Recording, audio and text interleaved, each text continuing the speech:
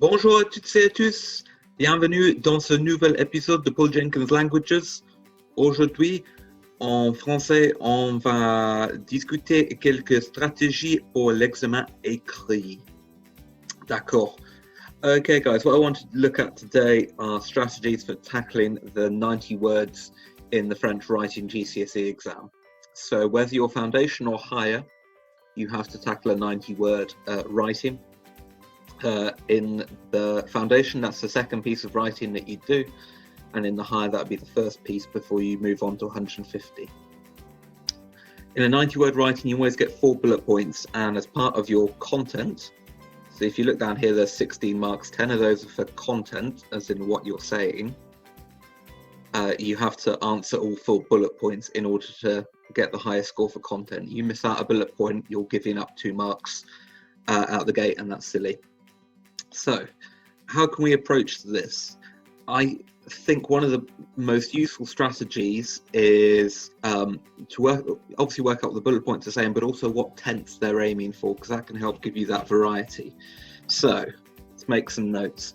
So it says, vous décrivez vos vacances pour votre blog. So it's asking you to write about holidays. First bullet point is talking about your favourite holiday destination, so préféré, so that's going to be the present tense. Then the next one, le voyage pour aller à cette destination. Once again, this could well be the present tense. Theoretically, you could put that in the past as well if you wanted to, but I'm looking at the next bullet point where it says vos vacances l'année dernière, and realizing that is deliberately a bullet point set up to get you using the past tense. And then the opposite, votre préférence pour les vacances à l'avenir, is getting you to use the future tense.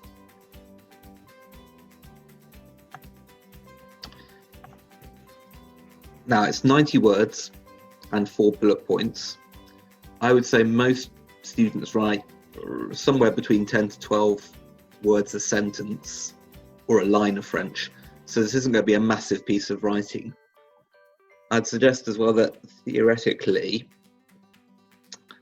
these first 2 bullet points, your favourite holiday and how you get there, le voyage pour aller à cette destination, they're trying to link it together. I reckon you could probably sum that up in just 1 sentence, bullet point 2. So you're talking about your favourite place, say da da da da da. I go there, j'y vais en voiture, avion, etc.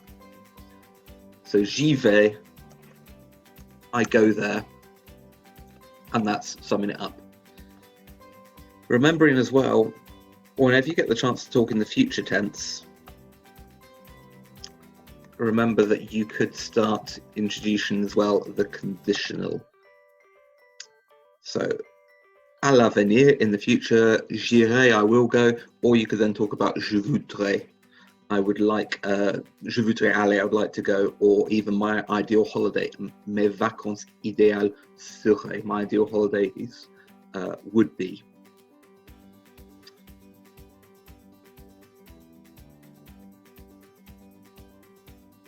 Another example to look at here, vous décrivez vos rapports avec les autres magazines français. So it's asking you to talk about relationships, remembering about the first topic that you cover in GCSE French. And once again, 4 bullet points that you're trying to hit here to get those 10 marks for content. So let's get some tenses down. Votre meilleur ami, your best friend, that's asking you to talk in the present. Des activités avec vos copains ou copines, so what you've been doing with your friends, activities. Once again, that could be present. This is a nice one actually, where you could do some contrasting. So I'm looking at the next bullet point, an anniversaire récent. That's deliberately asking me to talk about a recent birthday. So I'm thinking for bullet point 2 that there is a nice contrast I could do. So des activités avec vos copains. So maybe I want to talk about where we used to go But now what we do instead. So on aller au parc ensemble. We used to go to the park together. Mais maintenant, but now, and I can carry on from there. So actually you can take that bullet point and just give it a little bit more variety. Seemingly, AQA have a habit of, for bullet points 3 and 4, doing a past and future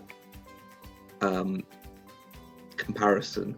Once again, you see récent, so that time phrase récemment, recently, is triggering the past tense, because if something's recent, it's happened recently, obviously. And then à l'avenir, future tense.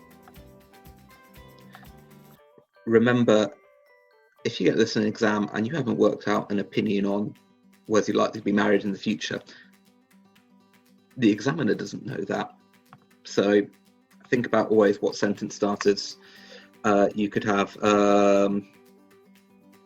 So, for example, my ideal partner would be ma partenaire or mon partenaire, depending if you're going to go sera or serait, depending whether you want future will be or serait would be. Obviously, the conditional there, serait, is more of a hypothetical. If you're saying that somebody will be this, it's kind of an expectation that will happen in French. The wedding will be, le mariage aura, in fact, you could use aura lieu, will take place, or, and then pick a country. It's an idea.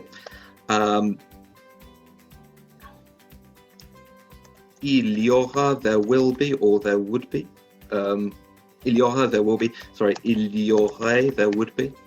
And that's a nice way to describe what would be happening. So I hope you're seeing that there's various strategies just to get you thinking through those 4 bullet points and making sure that you don't ignore any of the 4 bullet points.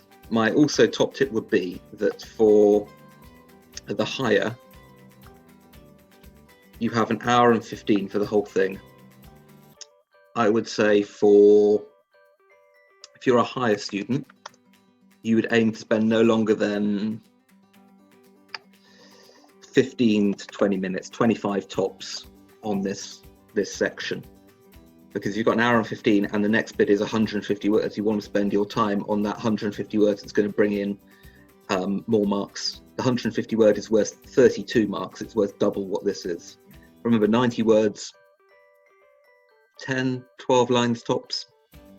If you go over the limit, that's fine, but remember that it's using your time wisely, and if you go over the limit and you're making more mistakes, obviously you could be bringing your score down on accuracy and quality of language. For foundation, this is the longest of your writing, but remember that you've got a photo to describe and you've got a 40-word writing and a translation. So I would also suggest about the same time, 15 to 20, maybe 25 minutes, because this is the highest marking you'll have in your writing exam. Merci beaucoup à toutes et à tous. N'hésitez pas de liker la vidéo et de laisser un commentaire. Thank you very much, everyone. Please like, subscribe. If there's another video that you'd like me to do, please leave a comment and I'll see what I can do. Until next time, à la prochaine. Au revoir.